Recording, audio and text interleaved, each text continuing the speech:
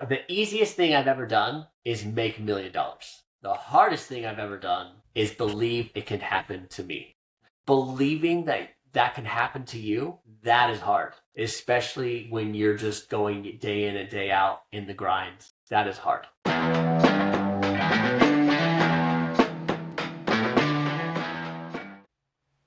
Hey everybody, this is Connor and we're with Mindset in Motion. I'd like to introduce my guest speaker today. His name is Casey. Casey, if you'd like to get on here and tell us a little bit about yourself, start this thing off. Awesome. Well, thanks a lot, Connor, for the opportunity. I really appreciate that. Uh, yeah, I've been in real estate since 2018.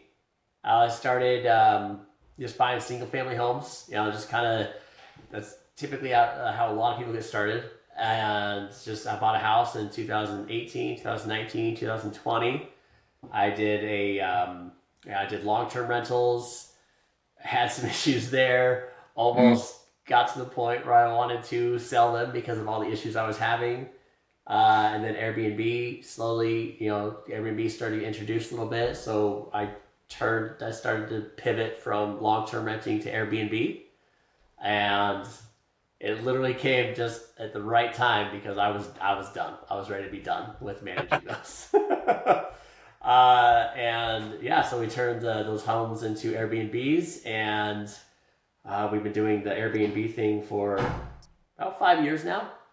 So, and then we ended up selling one of the homes to partner in another in a bigger deal, and then and now I have one Airbnb, one long term rental, and the house I live in now. So, and we've actually also funded an Airbnb as well. So that was okay, exciting.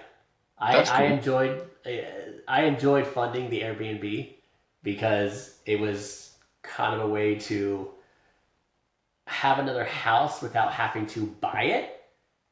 Right. And it worked out really well. I ended up getting um, monthly returns from that house from their bookings every month, and they at the time they didn't have the funds to turn it into an Airbnb, so it was pretty exciting. Man, so you're pretty well rounded in a lot of different areas when it comes to real estate at this point. That's pretty cool. I try. I mean, like Yeah, real estate's constantly changing all the time, so it is. there's a million things to learn all the time, but it's I think that's why real estate is so exciting and fun to me is because it's never the same. You can't really get bored with it because there's always something new to learn. So Yeah, it's always growing, changing, and it's exciting. I've been in it, I've loved it so far. Now, what got you to the point of trying to get into real estate? Like, where were you at your life that you're like, I think I need a rental property? And what was your goal of trying to acquire a rental property? well, I didn't really have a goal in the beginning, honestly. I just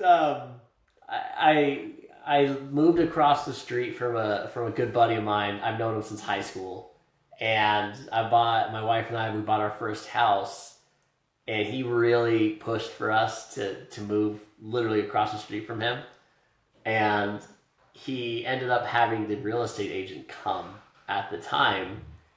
And long story short, we ended up buying the house. And then 9 months later, he comes to me. He's like, "All right, it's time to move." I'm like, I love what I just got. I love this house. I've been here for 9 months. I love this place.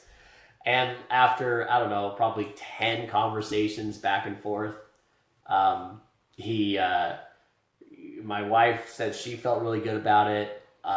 And it's like, all right, well, we're doing this, and we just we packed up our house, and we were out of there again, and we had a second home within about 11 or 12 months. So, So and then you we you kept the first home and then went and bought a second home and then rented out the first home?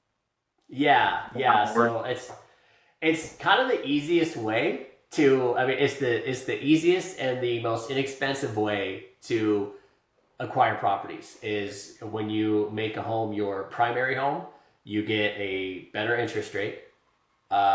Your mortgage is obviously smaller because it's not an investment property. And so we just repeated that process over and over again, 3 times over.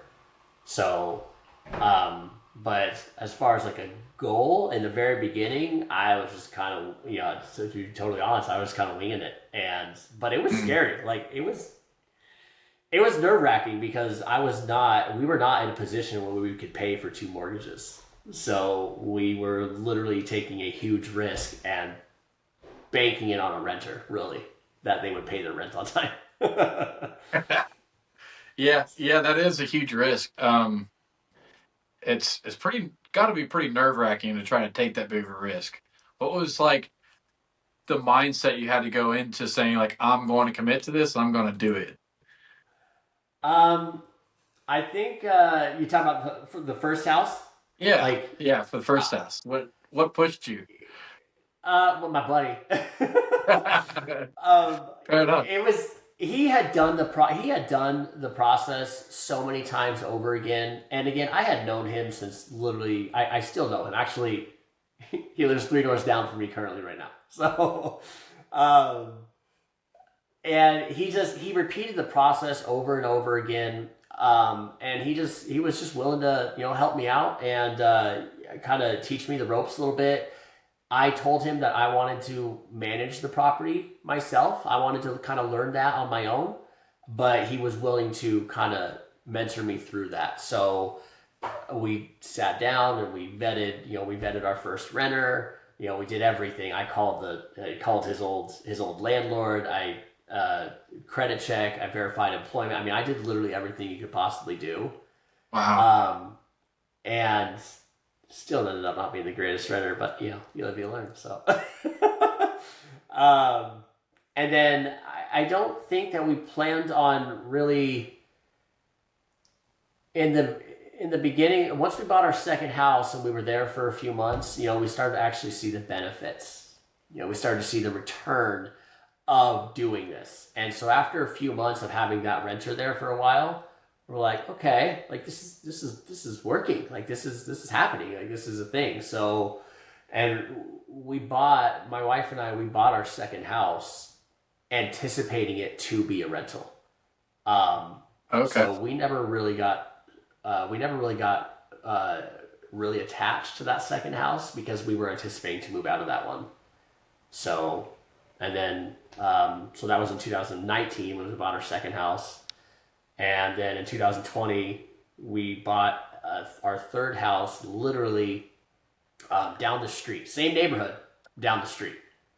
Um, and we turned that one into a rental as well. And we just kept repeating the process. But what happened, after 2020, after our third house, we kind of got stuck in that third house a little bit because everyone knows what happened. Just the market took a Right. major shift. COVID was happening. And we couldn't really buy homes anymore and cash flow. Like it was just not really wasn't really Not working for us realistic. anymore. Yeah, so that's why we got stuck in that house. But yeah, it was just I don't really know if we had a major mindset shift until we actually started to see like, okay, this is working. This is a business. Like we are creating kind of some little mini businesses every house that we buy. So but yeah, And then after you got into that third house is when you decided to go from long term to short term. yeah. So in the third house, my tenants, even though they signed contracts,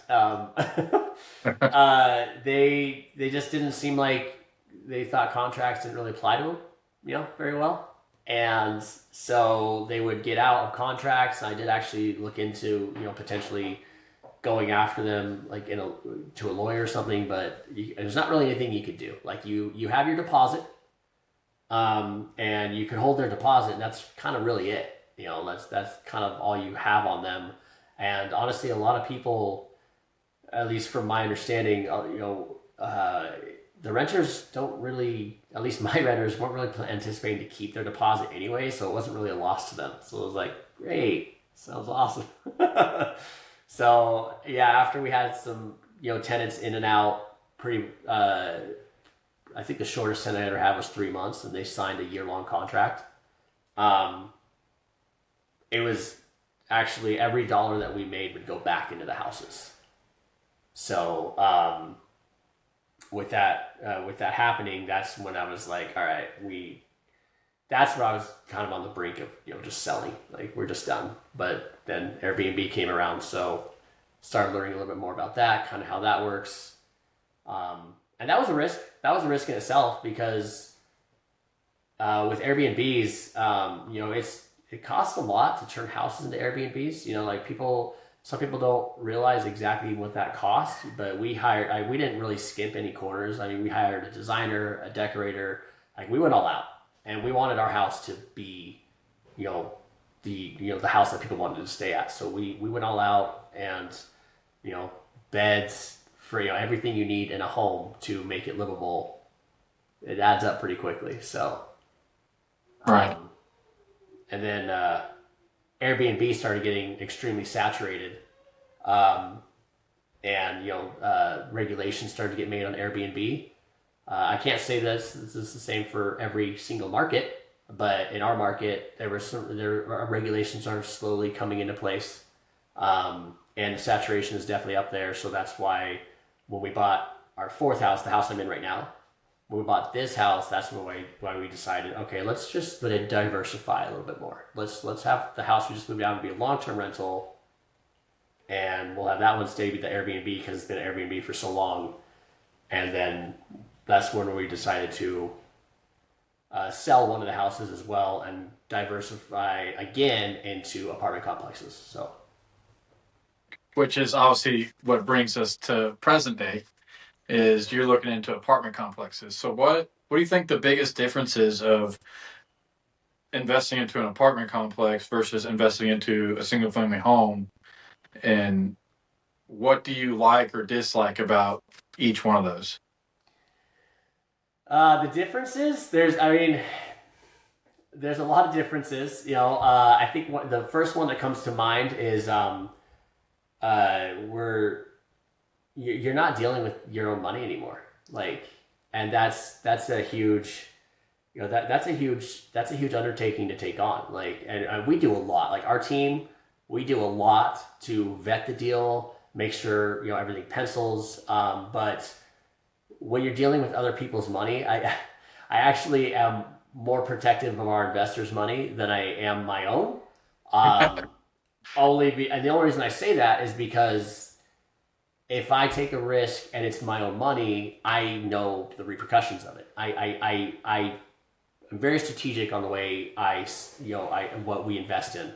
When it comes to syndications and buying apartments, it's you're no longer dealing your reputation's on the line.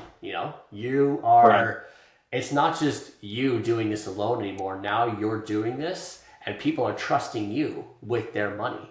And this is a livelihood. This is if anything goes wrong, anything goes bad. It's not only your income, like your income and your money, but it's also other people's money too, and they're trusting you with a lot. And I want to be somebody that our investors can trust. So that's why it takes, depending on the size of the deal, it takes weeks, sometimes a month, to vet the deal entirely. And so that's kind of the biggest difference, honestly, is you need to be even more. If you were conservative, we're conservative in the beginning, but now that we're dealing with our investors' money as well, we're even more conservative because we want to make sure that everybody's happy. And so that's a big difference for sure. But at the same time, it's you know apartments. There's a need. There's a need for housing. And it's just Yeah. the apartments are taking over a major shift, and um, we like to involve and we like to be involved in tangible assets. Housing is something that everybody needs. Yeah, everybody Yeah, I needs think it. Everybody. it's one of the things that I found that be really cool about getting into apartment syndication is because you get to add value on a lot of different levels. Because, like you said, we're not only dealing with our money, we're dealing with other people's money. And so with our reputation online, we do our due diligence and we want to make sure a deal is vetted properly and it looks attractive, because what we're wanting to do is add value to our investors and give a return that we promised them. But on the flip side of that, we can go into these apartment complexes and put that money back into them, into these communities, into these people's lives and where people live, and have value added back to them. Like there's some places out there that we look at. I'm sure you've seen it, that you're like, wow, how have they not fixed this stuff at these apartment complexes?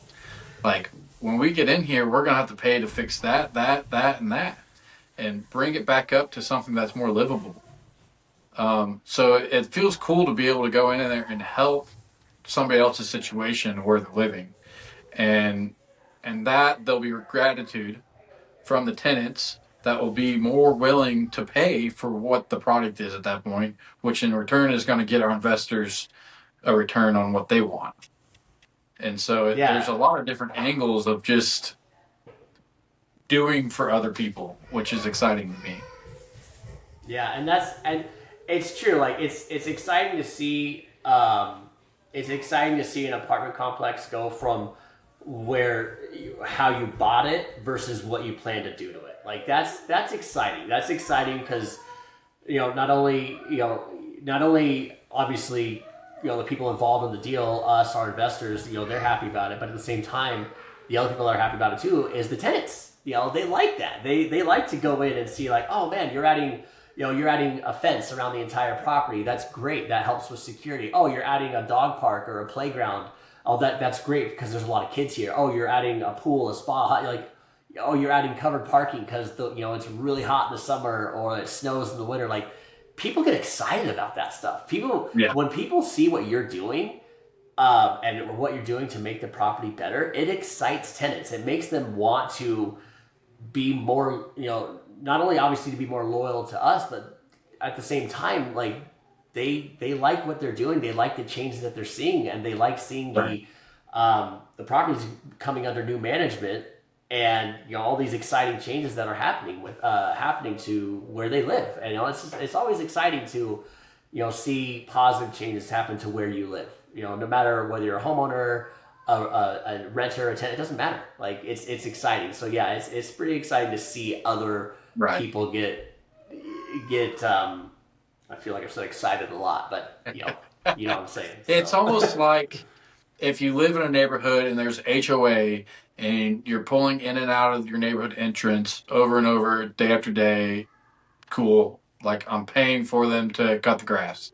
And then you look and the sign's cleaned and there's flowers in the flower beds in front of it and it's really manicured real nicely. And you're like, wow, that actually looks nice. Like finally they did something there. And there's more of an appreciation for the neighborhood you're turning into that you live in. It transfers the same for apartment complexes and the people that live there.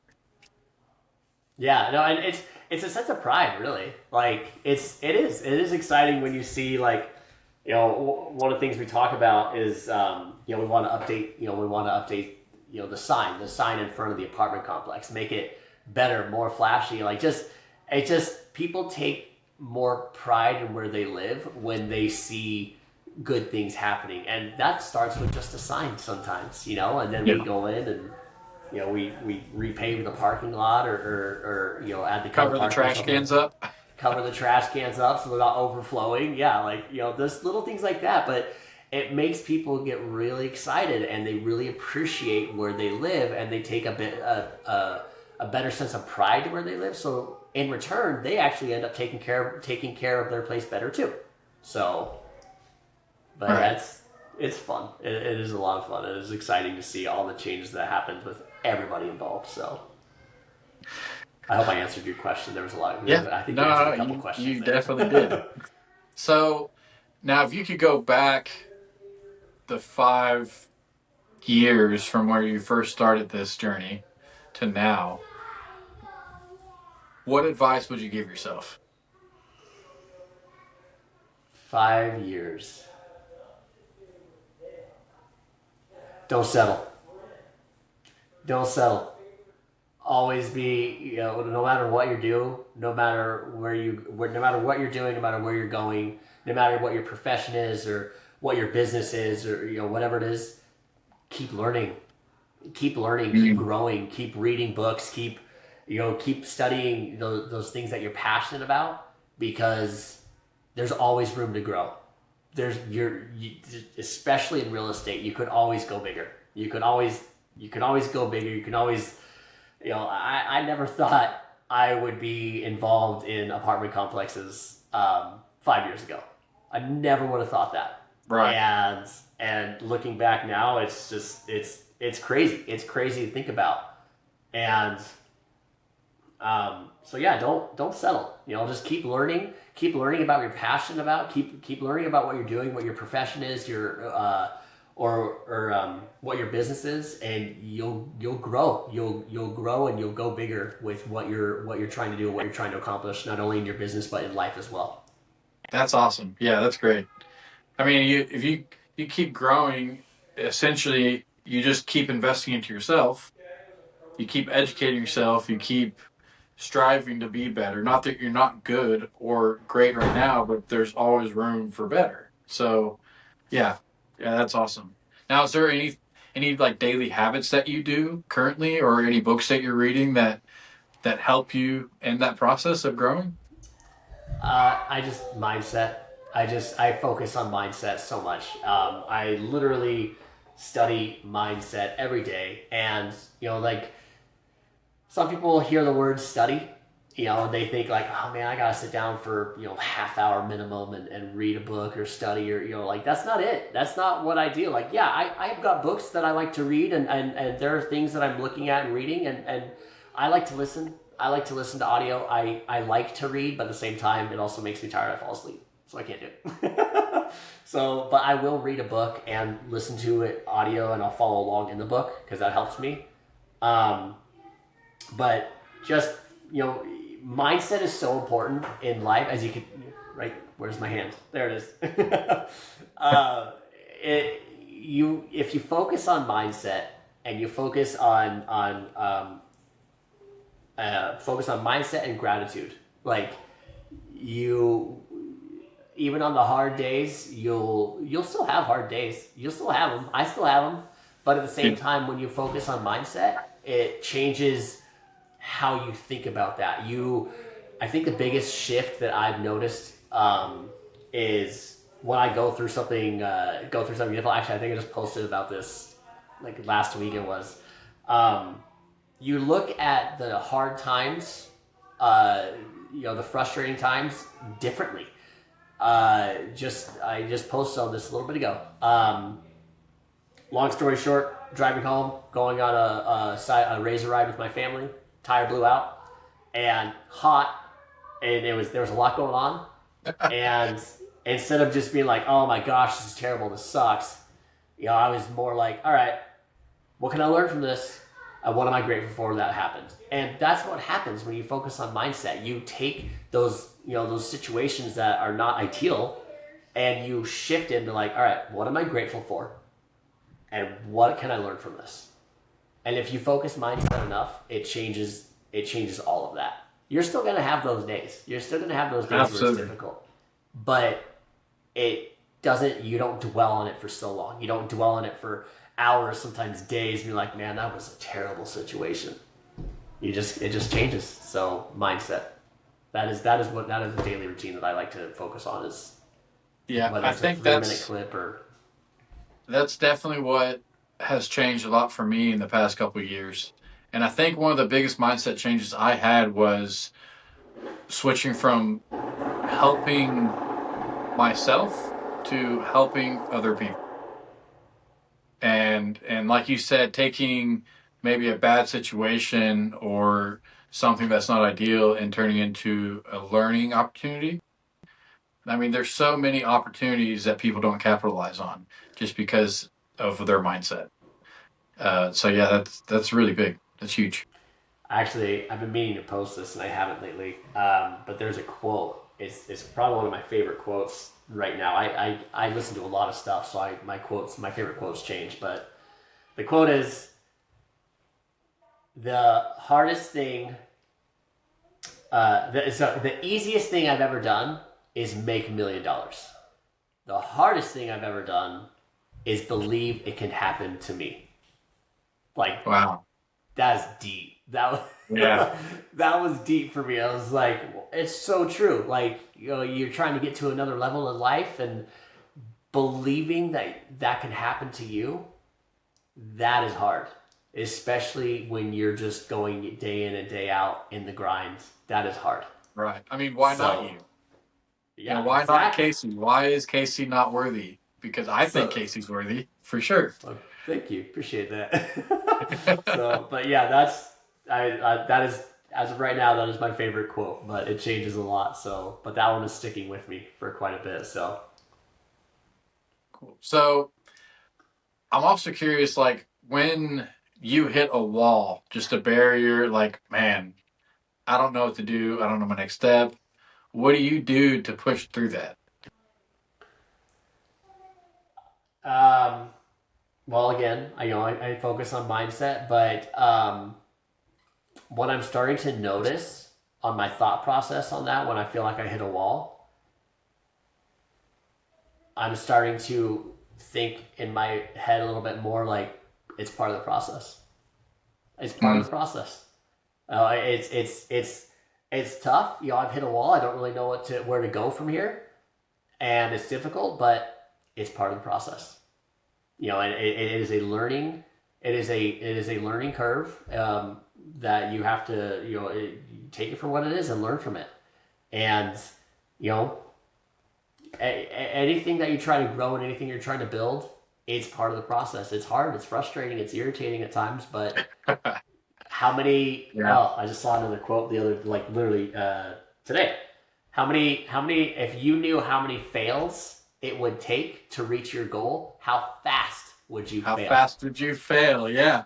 Yeah, I love that. So, I like, love I, that. I was actually gonna respond. I was like, oh man, I would fail that many times in a day.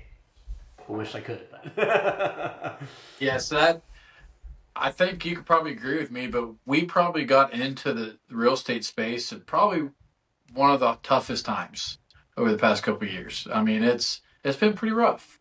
And it really gets me excited because hearing all the other professionals that have been in the space for 5 to 10 years keep saying, "Man, this is one of the hardest years we've dealt with, the biggest slumps that we've been in." It's like, man, if I'm making it through this right now, how good is it gonna make me in the upcoming years? If I'm surviving right now, what is this turning me into? And it's I true. think that's awesome. No, it's true. Easy. The thought that just came to my head was easy come, easy go. If it comes easy, it goes easy. If it comes hard, it's worth it. Because yeah, that was the thought that went through right as you said that. So that was it's true though. Like, it just and I feel like everything we've talked about in the last, like, 5 or 10 minutes, or when you start asking me those questions, is all this just ties right back into mindset. You can't Absolutely. think these thoughts. You can't think these thoughts if you're not studying the mindset thing. So it's it's the reason why it's my background. So, what are your next goals, your next steps moving forward? Right now, well, for my short-term goal for this year is, our team and I were hoping to close on another property this year in 2025. We've submitted multiple offers on some apartment complexes here. So that's my short-term goal for right now. Um, that's my primary focus right now. That is my primary main focus, is because in the market that I'm in, it's an exciting market, but there's a lot of it's a different market that we're in over here. So, but my long term goals, just honestly, I want to I want to help others. I really do.